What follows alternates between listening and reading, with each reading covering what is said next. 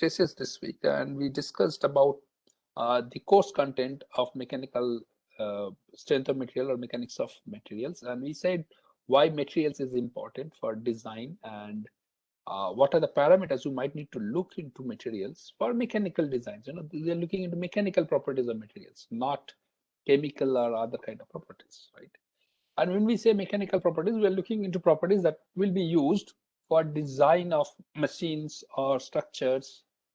Yeah, so this course is equivalently important for all mechanical sciences students, mechanical engineering, civil engineering, engineering design, aerospace, naval architecture, so in our institute. So it's important for all of it. It might be important for few students who work in physics, mechanics, right? But they don't go through this kind of engineering judgment. They have their own understanding and own way of teaching and explaining things, right? So we started with that, and then we moved to say that if you take a section of a continuum body, when I say continuum body, it's a solid body, and then you choose a point in that continuum body. So at that point, you will have some force, right, provided by the other part of the body. So that force is called internal force. And when you have that internal force, around that point, what you have chosen, you take a small square and then resolute the force normal to that square or normal to that area, and one grazing to the surface of the area. When you do that, you get two kinds of force, forces. Yes, one is normal to that area, and another one is grazing to that area. We call it shear force, and the other one is we call it normal force. When you divide those forces with the area of the around the point, you get stresses. So normal force gives rise to normal stress, and shear force gives rise to shear stress, right? And we discussed about normal stress in the last class, and we told how to calculate normal stress for a bar member. And it will be similarly easy for any kind of member that we take. Normal stresses are very easy to calculate. And we also said that the stresses needs two indices, subscripts. One will be the normal to the direction of the area, normal to the area, and the other one will be the direction from the force system, the force direction, right? This is what we roughly discussed, and we solved one small problem in the last class. Today we are going to deal with shear stresses. Please note, normal stresses are simple and easy to visualize. Shear stresses are also easy to visualize, but there is a little bit more complexity involved with shear stresses. So pay a little attention, and we will discuss as we go ahead in the course. This was the course syllabus. Not to stress you out, we discussed this in the last time that we'll be dealing with definition of stresses. We have done that. Normal stresses and shear stresses. Normal stresses are covered last class. Today we will cover shear stresses. And don't worry, if you have some doubts in normal and shear stresses, it will get clear, because this normal and shear stresses will be with us. Will be with us all through the course. Till the last date of this class, we will be talking about normal and shear stresses. So slowly things will get more and more clear. Okay. 2D planar body we have not looked into, and 3D we will be looking into over in next two classes.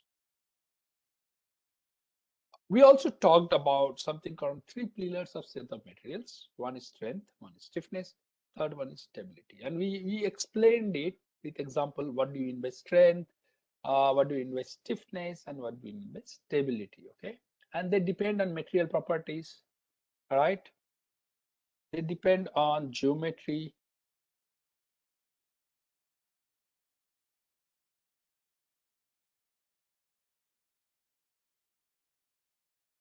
And third, they depend on boundary conditions.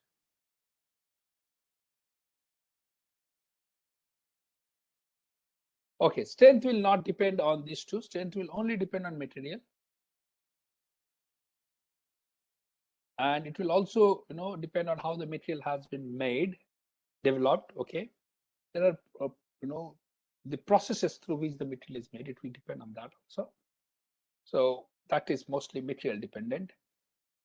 When I say strength, we are talking about its stresses, right? We are not talking about its load carrying capacity. When you talk about load carrying capacity, definitely they will depend on geometry of the structure as well as boundary conditions. But when you talk about the stresses, as it says, the maximum stress the material can have, we talk about materials only. Stiffness will depend on the material. It will depend on the geometry of the structure as well as the boundary condition. Similarly, the stability of the system. Okay. So please note that these are, this can be part of the objective questions if you have to ask objective questions for your exam. It also makes your understanding clear. We also talked about forward problem and the backward reverse problem. The forward problem deals with you have a load and you go to the deformations. This is mostly what we do in analysis. And the reverse is from the deformations you go to your external load. So either you know the deformations or you know the stresses, maximum stresses it can carry. From that you find the loading. So this is part of like a design problem. Okay. All right. Part like a design problem. But how do you do this? So doing this is not difficult. I would say not difficult in the sense.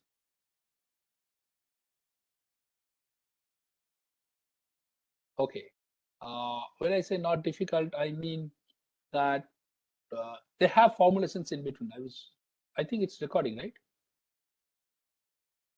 Recording is progress, yes. So when I say a forward problem, I mean that external load is given to you, the structural geometry is given to you, and you have to find the deformation and stresses and check them with the values that are needed, that are not to be exceeded, right?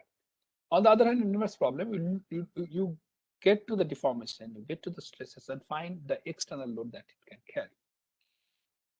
And every stage you have some kind of equations to help you. So from external to internal load, you have equilibrium equations to help you.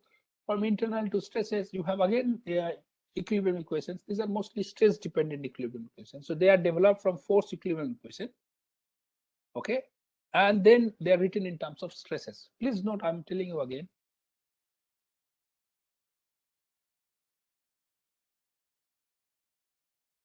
Can I discuss this, Kanikeswar, after my part of the lecture is over?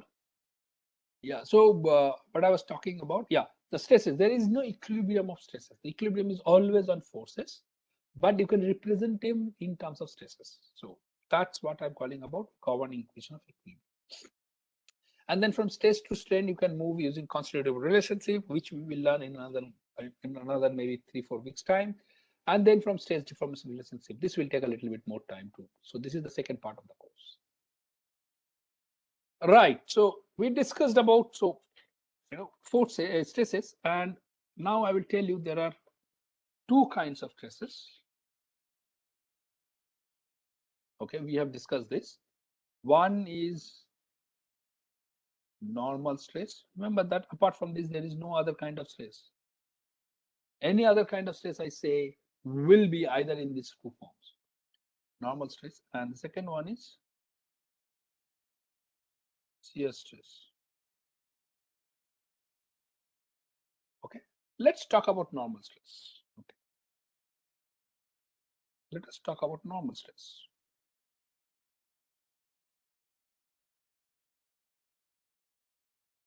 What happened? Why it's not coming properly? Yeah, so let's say I have a geometry here. Let's draw in black. The geometry that we were discussing in the last class itself. Let's say something like this we were discussing, right? And there was some force here. There was some force here, right? E2, maybe this is P0, maybe, something. And we said that we have taken a cross section and we are looking at a point, something, O, let's say. Right? Now, instead of assuming a plane, assume a cube about that point, okay? So if I look at a cube around that point,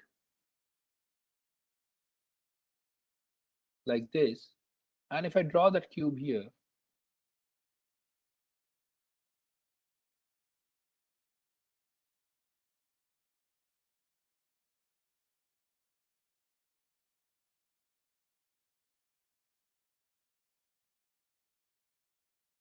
okay, and here's the point.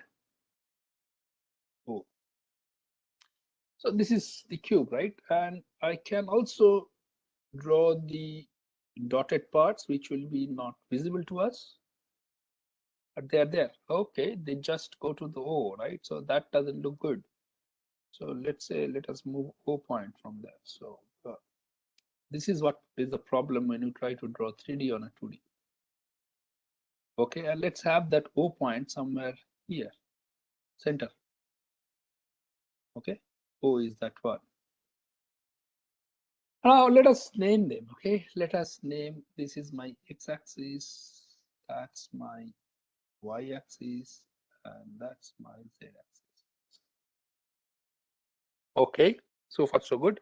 So this surface will be my d, what it will be, dz, right? This surface will be my dx, and this surface will be my,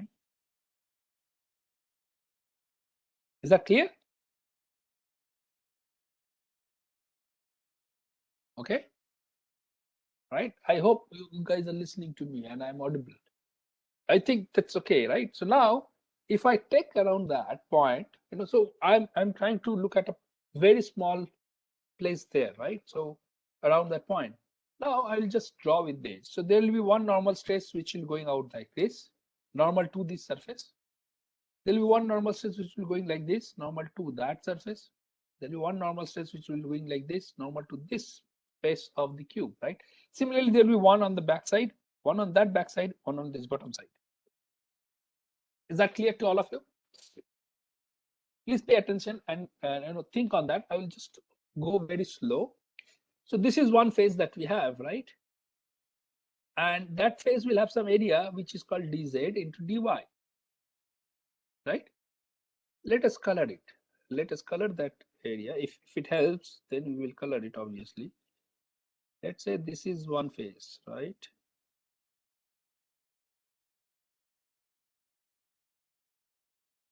This is another phase.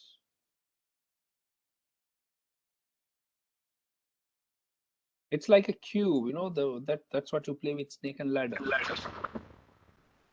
And there will be another face on this side, and then the faces will be on the opposite sides, right? All right, this is good. So far, so good. So normal stresses, if you are looking at, let me draw with red. There will be one normal stress here. What would be its name? Normal is defined by sigma, right? Normal stress is given by sigma, and its first index will be based on the plane, right? So the plane is this one, right? The plane is in dy and dz area. So what is the normal to the plane? Normal to the plane is this axis itself. So x is normal to the plane. Now, if x is normal to the plane, let me switch on the video also. I don't know, it doesn't help much switching on the video here. I have everything. So, not as such. Yeah, let me take this. Yes, that should help. So this is the cube. Okay, you cannot see it probably. Can you see it? Is it visible? Yes, sir. Yes, sir. Yes, sir, it Yeah, is. this is the cube, right? So you can see only three faces of the cube, right? So one this, and one this. Now, let's say this is my x-axis, this is my y-axis, and this is my z-axis. Okay, x, y, and z. Okay.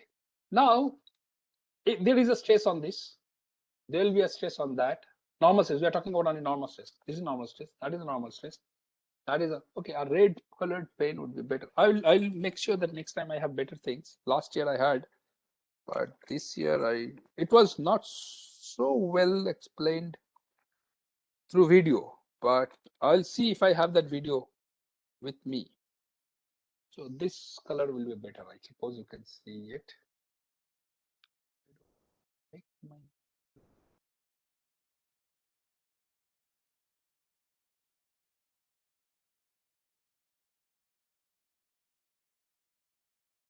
Yes, now I think it will be better, right?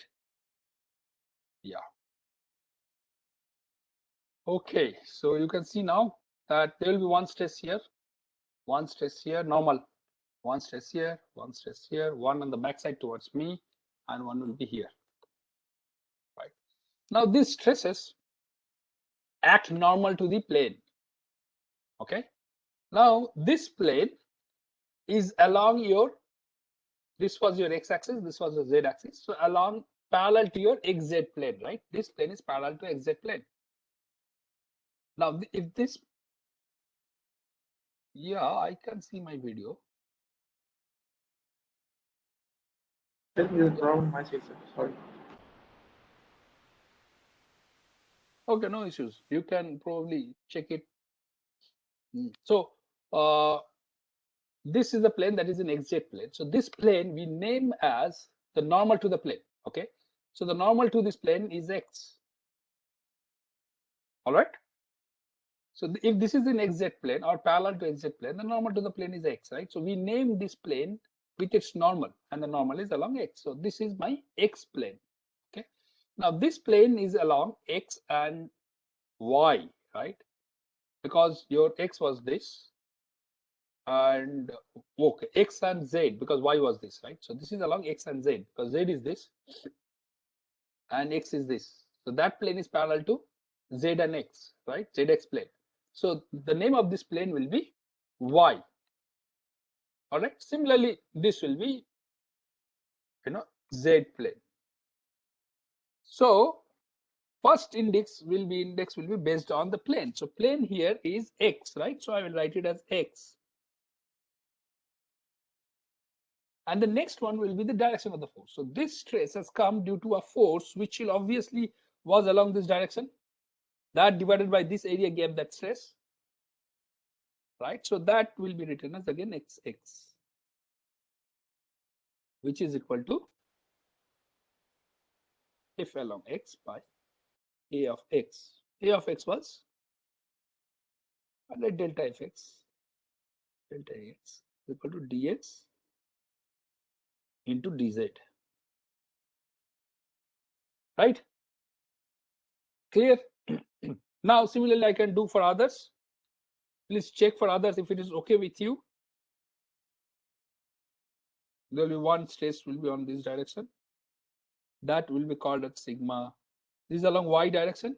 The force is along y direction, and the stress is and the plane is also y direction, right?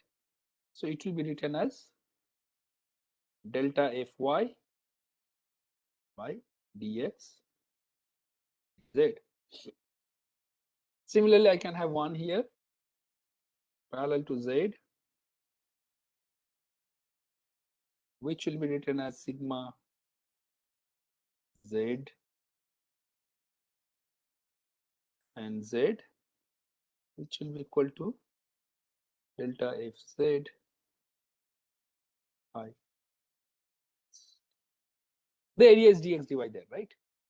Area is given by dx into dy. This is the area. Okay. So we get three kind of normal stresses, and similarly we will get forces along the other side, right?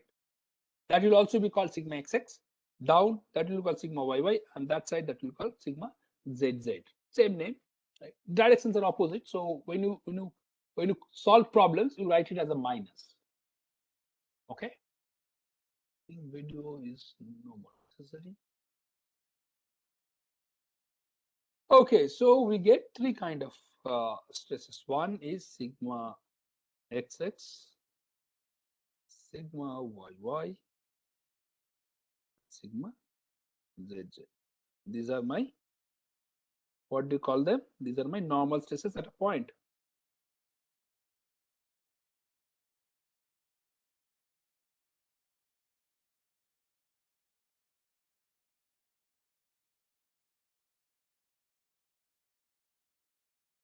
Okay.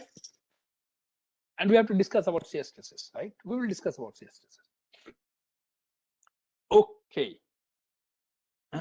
Now, this was the definition of stress, obviously. Let's talk about shear stresses here itself. Let us take another slide. Yes. So now we will talk about shear stresses.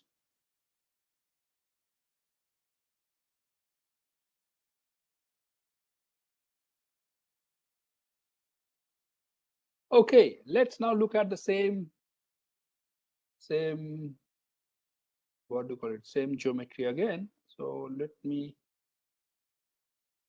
copy this, put it here. This is so nice. I don't have to draw it again. Man, this is so nice. But what I have to do is I have to remove these things because otherwise it will look very crowded. Okay, so I'm removing the normal stresses. We're only talking about shear stresses, so I will just remove the normal stresses from here.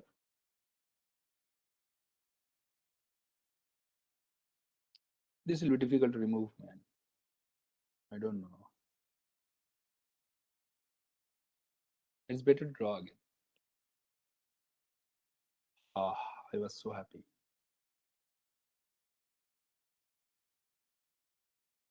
It seems that God doesn't want you to be happy. He wants you to work more. Why are you happy without working? You work. Okay, we are into our work now. We are almost ready with our work. Yes, and this dot should be there because that will explain things. And there is a point that is O point here, right? So that's so far so good. What I'll do is also I will remove this because that may not help you much. What I will do rather is I'll write them a little bit far. This was my dx. I'll draw a little bit far here. So this is my dz and this is my, okay. You can refer previous figure.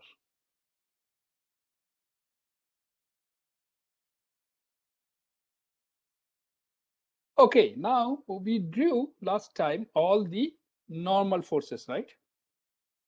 But we know that the force can be also resolved along this axis, right? 3 directions at this point. Okay, they can be resolved along the 3 directions, right? So force is resolved if you have a force. If I have a force, let's say this is my force.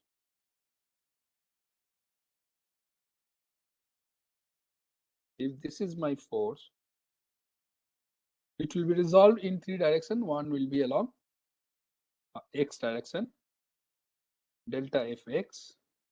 One will be along y direction, delta fy, and it can also be along z direction, right? Delta fz. Okay, at that point, right? Now, apart from creating, so if I look at the surface, surface which is given by dz dy, okay, the surface dz dy, if I look at,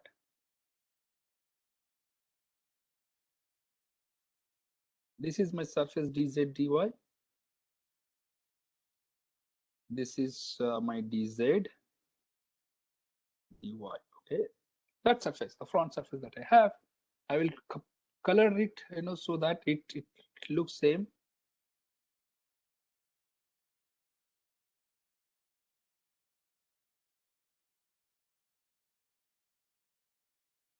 Okay, dz dy, that's the surface.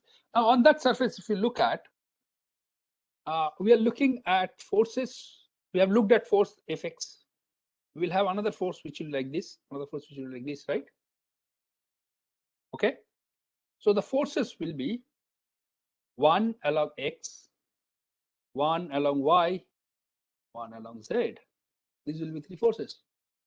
Fx we have already taken care, but the stress due to Fx is taken care. Now we have to look into stress due to Fy and Fz, right?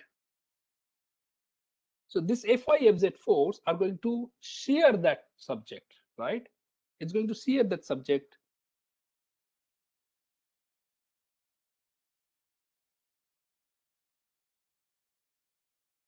Okay, this looks good. And those forces will be written as, I will write it as shear forces. Now, if I look at this shear force, And we are looking at another shear force which is along Z, right? Looking at this shear force. So let us look at this shear force. This shear force notation is tau. I'm giving it. First is the index of the plane, right? What is the index of the plane? We have already done that. That index is x. Okay. And what is the direction of the force? The force direction was y, right? It was along y direction, delta Fy. So this is y. And that is equal to delta Fy by dy dz. Clear? Similarly, this force, if I look at, what will it be? Tau. It is again on the same plane it is arcing, so direction is same here, y, but the force is in a different direction along z direction, so it's going to be z. Okay, I'm putting a different paint color direction color, right? So z, and that is equal to delta Fz, because the force is along z direction, but the area is same, right? Similarly, I can have other stresses also. Let's look at the top one now. If I have to look at the top one, I have to draw it once more. Yes.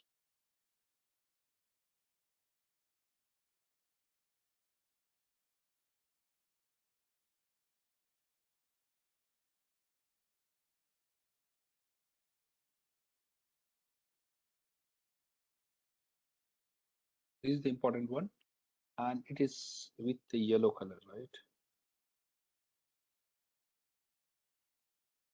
Now, if you look at that top part, I will show you my force directions. The force directions are going to be one along this direction, that is Fy, one along this direction, that is Fzx, and one along this direction, that is Fz, right? So its stresses are going to be, we have taken care of normal stress, so we have to look into only shear stresses. So one shear stress will be along this direction. Another shear stress will be along this direction.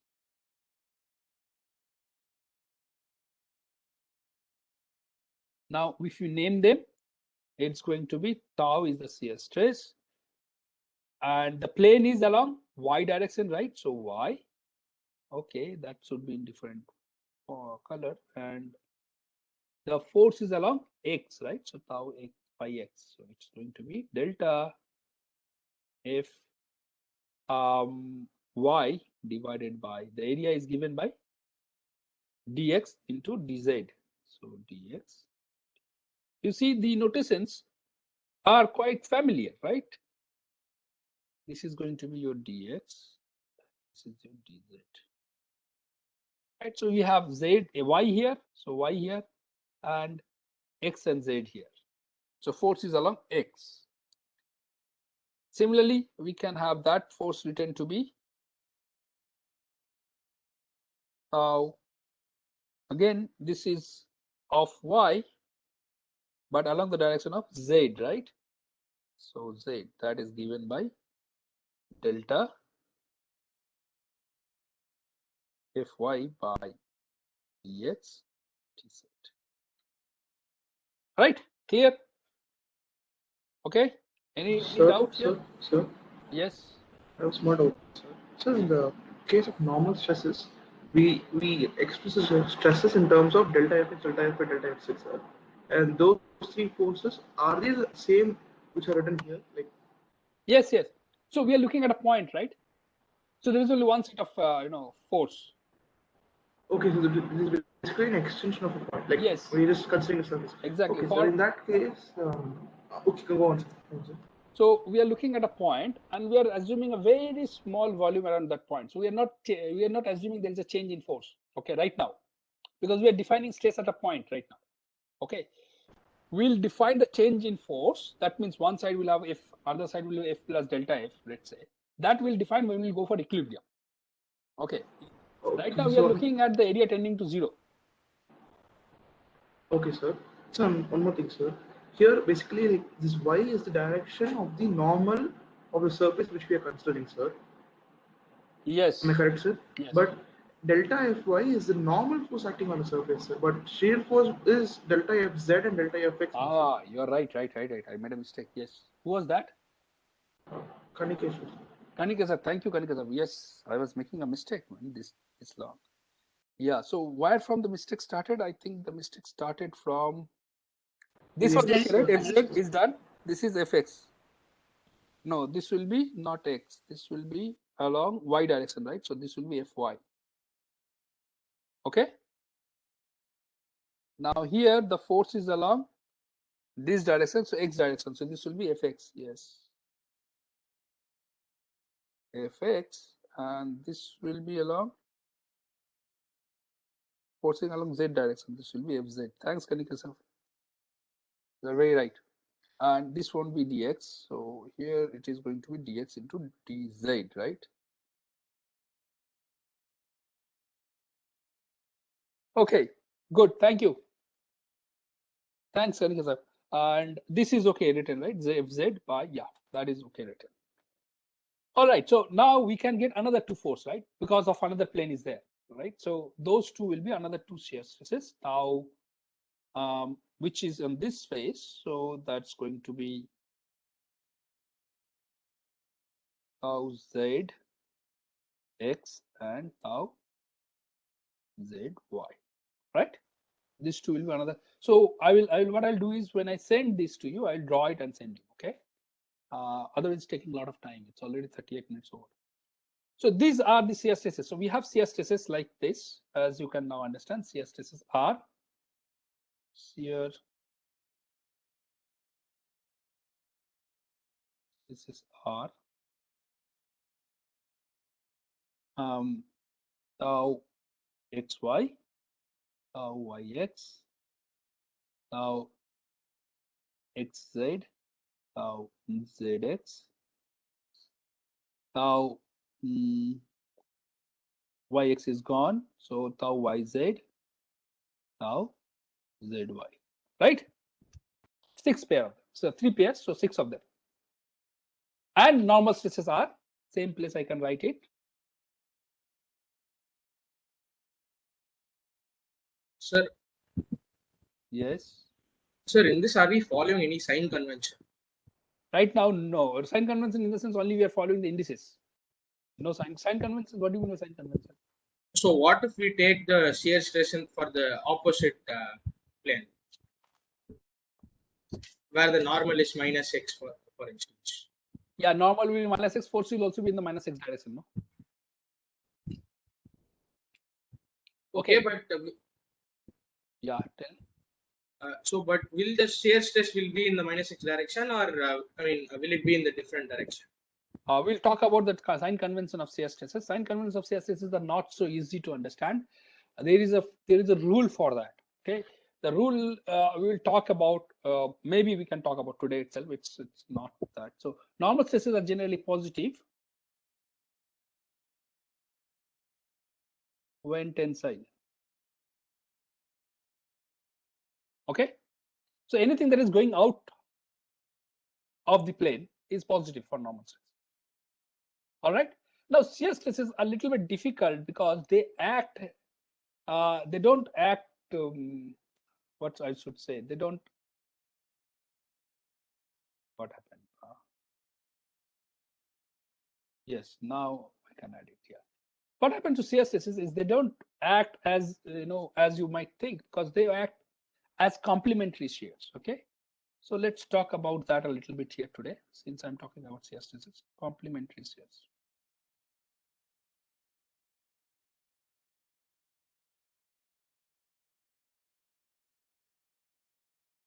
This is why I asked that please ask questions so that we can explain a little bit more. Yeah, so complementary shears, if I take one of the plane, if I take a point and look at only a plane around that point, not as at a 3D volume, I'm looking at an area, okay, around that point. So your normal stresses, so if I look at 2D only, your normal stresses are going to be something like this.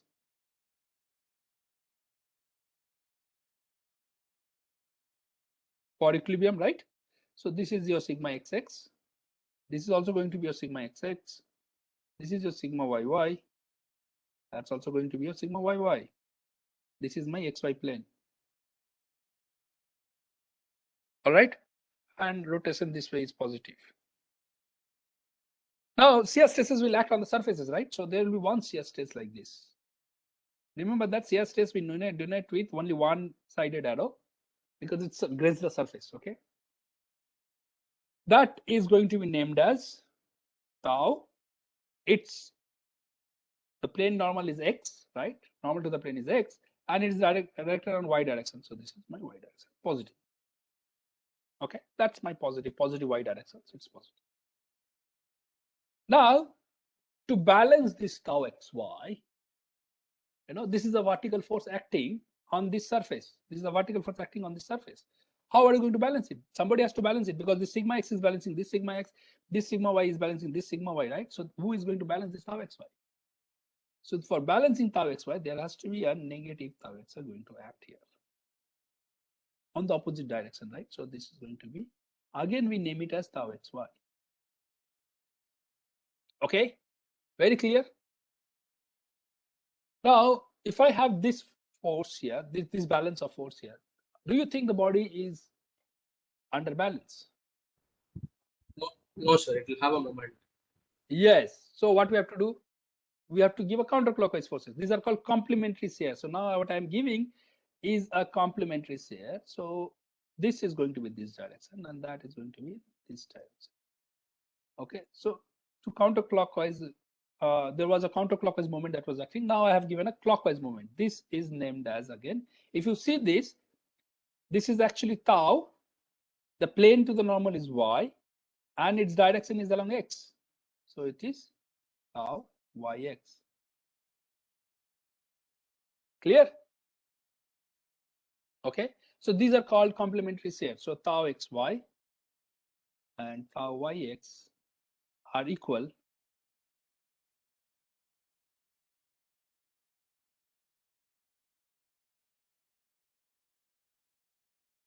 This is needed. This is needed for equilibrium of the element. We call them element, okay? These small things, we call them element of the element, and stop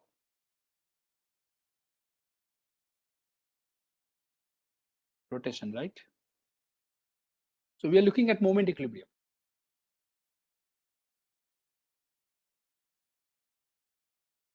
This is a very standard question asked in various kind of interviews.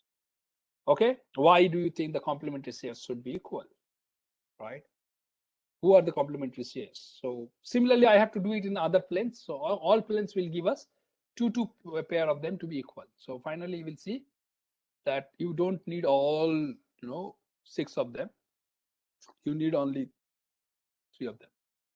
All right. So having said that, so that's how shear stresses are done. Directions of shear stress. This is considered to be positive.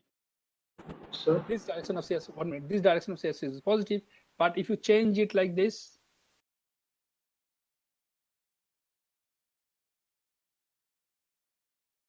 this is negative. This is negative shear stress. Okay, and this is your negative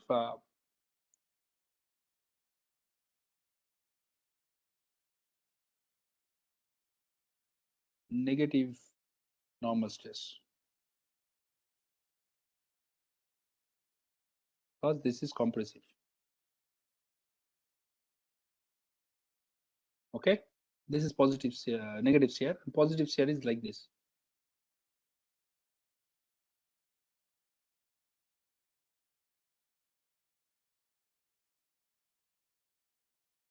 This is positive shear. Why do we call it positive shear? Because if I leave this body like this, it will start bending like this, right? Okay, this is a positive strain. So this comes from the definition of the strain itself. So this is a positive strain of the body, and therefore this is a positive shear. Similarly, if you have positive normal stress, if you are looking at like this,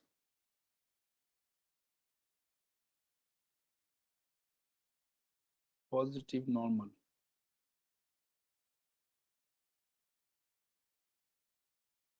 Then the body is going to, it's not going to deform like that, but you will feel that it is going to deform like this, right? It's going to elongate, so tensile, okay? And therefore that's a positive, positive deformation. So if it's a positive deformation, that comes to a positive normal stress, and therefore shear stress, the shear strain will define, so that's why I was not telling you, we'll define it quite far away from today's class. So it's a positive movement. So change in angle is positive, and therefore it's a positive strain, and so it's called a positive shear. When we talk about shear stress, the applications of shear stress, we talked about shear stress, that shear stress is due to the force that is grazing to the surface, right? And the stress also act on the surface. So these are all mostly at the boundaries. So these are all boundary forces, right? They also act internally because of shear stress, but then you have to assume that the internal what do you call internal arrangement of the structure is such that it can shear away from each other, like cutting through a scissor. Okay, we'll explain that. So one good example of a shear stress is this one, a cloth hanger. You might have seen the modern cloth hanger that has glue on its side, right? And you attach them on the wall, okay, like this. So you have attached on the wall a modern clip hanger, right? And they are attached with a glue. So now when you put a cloth here, the cloth weight is acting downward, right? If you have to balance that force, and if you draw a free body diagram, so the cloth force is acting in this direction, therefore this hanger will give a force on the wall along this surface, right? On the surface of the wall. And there will be some moment coming into picture. So we'll not talk about the moment right now. Moment will be discussed when we design it. But right now, you understand there will be a force that will be grazing the surface. This force is a shear force. Okay? And there won't be only one force, there will be like a distributed force all through the surface. We'll talk about this distribution of shear force also later part of the course, but it's not a single force, it will be distributed because the glue is attached all through, right? And every point on the glue will have some shear force to hold. Otherwise, we wouldn't put glue all through, right? We'll put glue along only one line where the vertical shear force is there. We don't do it. We do it all through this, all through the section of the structure. Right, all through this, because every point will carry some load, and therefore the total load carried will be equal to the cloth load. And this is acting to the surface. You can imagine it acts to the surface. That is your shear force. Okay? If you put your hand on the wall and try to push it, not push the wall directly, you try to graze the surface of the wall, right? The force that will feel, you call it frictional force, that will give rise to shear stress. Okay? So if you put your hand on the wall or on the door or wherever on the table itself and try to move it along the surface, you will see there is some force that is generated or some stress that is generated on the skins of your hand. This is the shear stress that is generated. Okay, and whatever movement you are feeling in your skin due to that motion is your shear strain that is generated there. Okay. So this is a very good example of shear stress. Another example that is in engineering we use mostly in nut and bolt. Okay, so suppose you want to transfer force from this member, this blue member, to this almost has or gray colored member, right? And that then it goes to the ground or the support. When you pull this blue member, the blue member will transfer the force from itself to this gray member using this nut and bolt. But if you see the nut, here, what happens to this? It tries to break through here, right? Like a cut. That cut is called shear cut. So there, the force that is acting there is called shear force. A better example is here. If you tear a paper, that's also a shear force. A lot of examples. Yeah, here you see. So these are the two bars that are connected through a nut and bolt mechanism. Now you give your force F and you get a force F here. Now this part of the bolt, if you see, and this part of the nut bolt, if you see, this part is trying to move in this direction, whereas this part is trying to move in this direction, right? Do I have a better picture? Yeah, here. You see, this part is trying to go there, and this part is trying to go there, right? And you will see there will be a plane here which will neither go that side nor go this side. So if you want to see the nut board to cut, you will see that it will cut from here. So this is called a shear cut. So here the force that will generate is called shear force. All right. So there can be single shear, there can be double shear. So this is called a single shear because there is only a single cut, right? Here it will be double shear because there can be double cut. You see, one force will be on this direction, the other force will be on this direction, the third force is along other direction, right? So if I do a free body diagram of this section here, you'll see one force is acting here, one force is acting here, the other force is acting in the other direction.